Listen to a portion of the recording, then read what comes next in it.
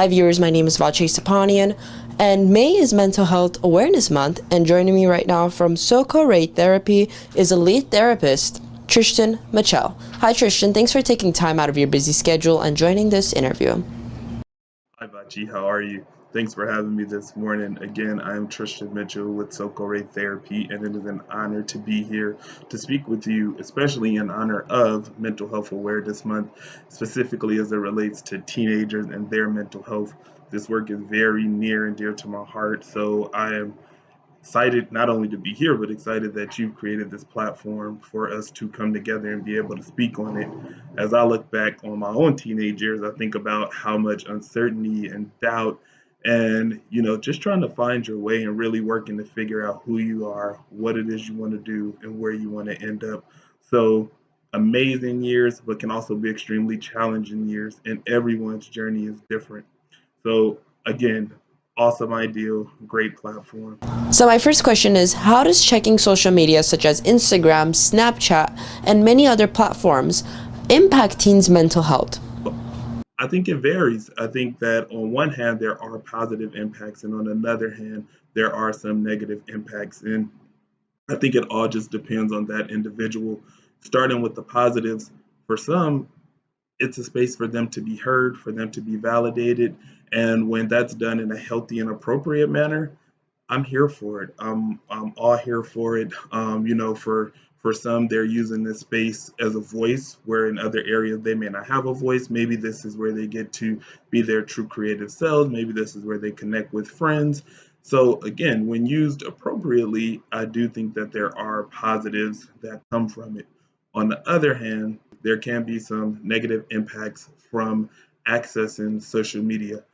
One of them being sometimes we're just overly inundated with information, so it's just thrown at us, thrown at us. And if you think of times like now when we're in the middle of a pandemic, sometimes you open your phone and constantly being reminded of what isn't going right in the world is only, subconsciously perhaps increasing your anxiety and fear. So I think sometimes not detaching, not unplugging, that can be a negative impact. I also think, you know, it kind of conditions us to seek external validation sometimes. And what I mean by that is, whereas we might feel heard, whereas we might feel heard and validated by family, by friends, by our own selves, now we might be seeking it from folks who we don't even know. And we're trying to live up to standards that, for all we know, are just being created for the internet or for likes or for followers. And we don't always have the missing information. So there's a room for a lot of misinterpretation. There's room for,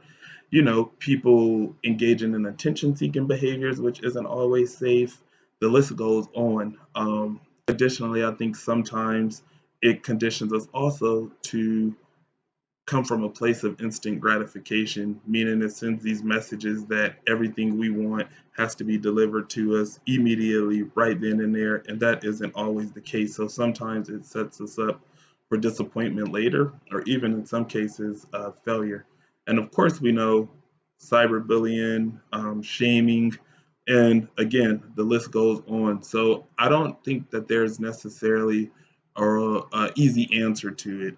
I think it's the individual, and I think it's ultimately folks turning inward and really asking that question of what is it that I'm looking for?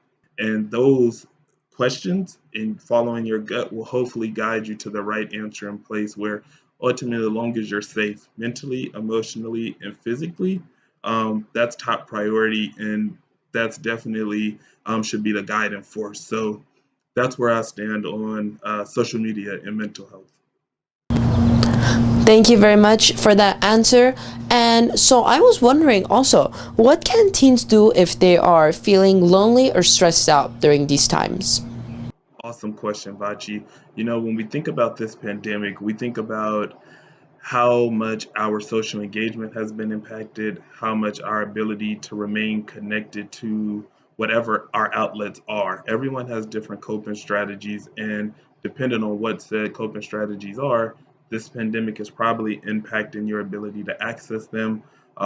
So feelings of loneliness, stress, all make sense we're all struggling with that. So I don't want anyone to feel alone in their loneliness or in their stress or feel that perhaps they're overreacting or being dramatic or anything along those lines.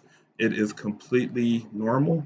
And I just first want everyone to just take a second, to just take a deep breath and really just give yourself a pat on the back and permission to be kind to yourself and to be patient with yourself.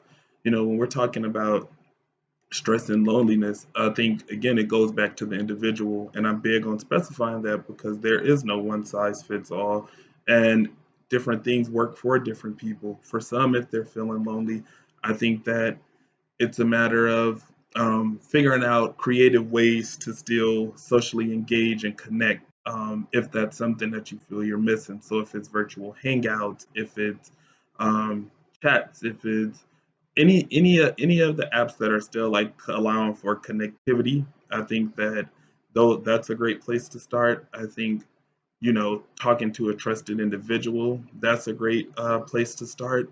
I think really figuring out what it is that's stressing you, taking some time to, whether it's writing a list or if it's just, a mental list or a physical list, what things are feel right now, what things feel wrong, and trying to comb through and trying to pinpoint where do you think your stress is coming from and getting creative about how can I target this. One big thing is that teens have to try to maintain some type of routine and schedule. Thank you very much. My next question is, if teens are having trouble, who should they talk to about their mental health? Yeah, absolutely. There are tons of different techniques and activities that folks can engage in to help manage any mental health stressors that they might be experiencing, from exercising to reading, writing, drawing.